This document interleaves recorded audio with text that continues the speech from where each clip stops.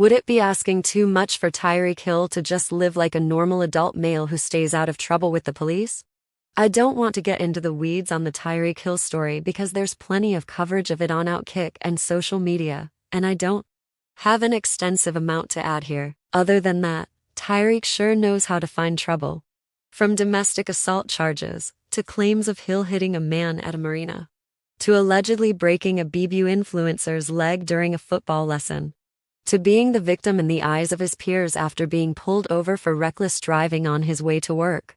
Hill sure can't figure out how to just go about his business without interacting with the police. Then, when the cops tell him to roll down his window, he decides he's going to set the ground rules. I've seen this being thrown around and it's 100% the truth. If we're not going to call for higher expectations from citizens of this country, we're screwed. Perhaps that ship has fully sailed. Should we be surprised that Shadur brags about his football career? And had an entire college football program created to cater to his college career? Deion is no different than the dads who start travel ball teams, find 11 parents to foot the bill, and then his son becomes the star and all dad cares about is that the Venmo payments keep coming in from the parents.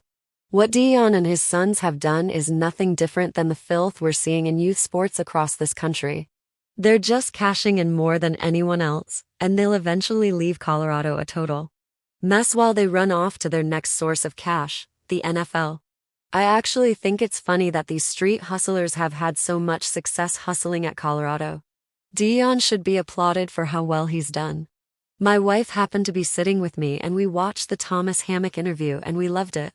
My disdain for Notre Dame knows no bounds, and I've despised them for decades, so I loved watching them lose. My wife loved his interview and his overall story. He made a lot of new fans, I assure you, after that. Here's the other thing, the interviewer handled it beautifully. She asked the right questions, used the right terms, and spontaneously told him there's no need to apologize for his emotions. She got right away that this was a moment, and countless viewers were enjoying the moment, the NIU upset and his raw emotion. As a proud alum of Northern Illinois University, I have to say, what a weekend. And if that coach wants to cry, let him cry.